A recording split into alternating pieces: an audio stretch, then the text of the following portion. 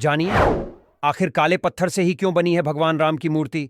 गर्भगृह में स्थापित प्रतिमा की नई तस्वीरें आई सामने कि राम लल्ला की गर्भगृह में स्थापित काले रंग की नई मूर्ति की कुछ तस्वीरें सामने आई हैं, जिसमें मूर्ति की आंखों पर पीले रंग की पट्टी बंधी हुई है और हाथ तथा मूर्ति के ऊपरी हिस्से कपड़े से ढके हुए हैं, जबकि काले पत्थर को तराश कर बनाए गए पैरों का हिस्सा नजर आ रहा है। गौरतलब है कि मूर्ति के आसपास हर तरफ काले पत्थर ही दिख रहे हैं, जिसके बाद से ही हर राम भक्त के मन में ये जानने की उत्सुकता है कि आखिर काले रंग के पत्थर की ही मूर्ति निर्माण के लिए अरुण योगीराज ने क्यों चुनी। बहरहाल, इस रंग की मूर्ति बनाने की वजह के साथ साथ हम आपको ये भी बताना चाहते हैं कि आखिर 5 साल की बालक की मूर्ति और 51 इंच की ही मूर्ति बनाने का रहस्य क्या है। पहली वजह, बता दें कि प्रभु श्री राम की मूर्ति काले पत्थर से नहीं बल्कि शालिग्राम से बनी है, जो नेपाल की गंडकी नदी से निकालकर ट्रक से अयोध्या लाए गए हैं।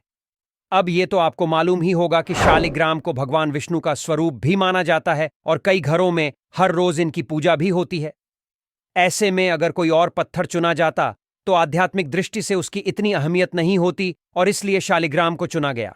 दूसरी वजह, गौरतलब है कि रामचरितमानस और वाल्मीकि रामायण में प्रभु श्री राम के जिस रूप का वर्णन है वह श्यामल रंग के है, इसलिए यह मूर्ति सफेद रंग के पत्थर से नहीं बनाई गई। अब अगर इस बात पर चर्चा करें कि यह मूर्ति 51 इंच की ही क्यों बनाई गई, जबकि सनातन धर्म में तो 41, 21 और 11 भी शुभ माने जाते हैं। वही अगर 5 साल के बच्चे की औसत ऊंचाई की बात करें तो आज के हिसाब से ऊंचाई 41 से 45 इंच के आसपास होती है, तो फिर राम लल्ला की यह मूर्ति 51 इंच की क्यों बनाई गई है। बता दें कि इसके पीछे की वजह यह है कि भगवान राम जिस त्रेता युग में पैदा ही उस युग में लोगों की लंबाई 8 फीट से ज्यादा होती थी, यानी एक 5 साल के बच्चे की औसत ऊंचाई तब 51 इंच के आसपास होती थी और 51 सनातन धर्म में शुभ भी माना जाता है, इसलिए मूर्ति की लंबाई 51 इंच रखी गई। वही अब सवाल यह भी उठता है कि आखिर मूर्ति 5 साल के बच्चे की ही क्यों बनाई गई, 4, 6 या 8 साल के बच्चे की क्यों नहीं बनाई गई। जिसके पीछे की वजह वह चौपाई है जिसमें राम भक्त काल प्रशुंडी गुरु जी से कहते हैं, मैं अयोध्यापुरी जाता हूं और उनकी बाल लीला देखकर हर्षित हो जाता हूं। वहां जाकर मैं एक जन्म महोत्सव देखता हूं और इसके लोभ में 5 साल तक वही रहता हूं।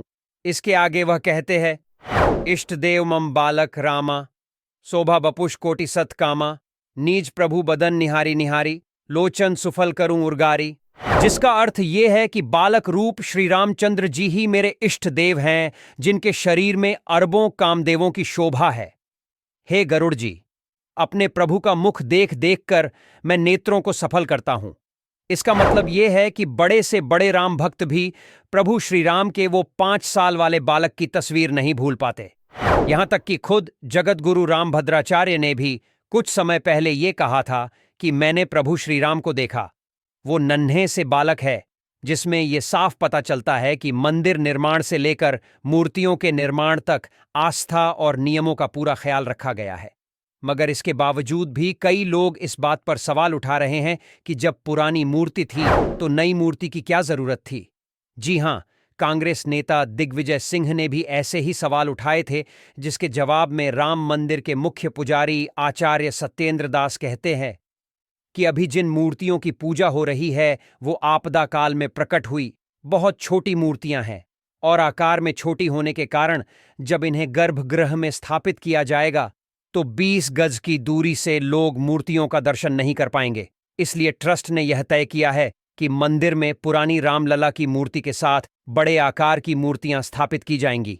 वही जो बड़ी मूर्ति गर्भगृह में लगेगी वह 5 साल के बालक के समान बड़ी होगी, जिससे लोग आसानी से उनके दर्शन कर पाएंगे। तो दोस्तों, रामलला की इस मूर्ति पर उठ रहे सवालों और उनका रहस्य जानने के बाद आप क्या कहेंगे, ये हमें जरूर बताइएगा। जय श्री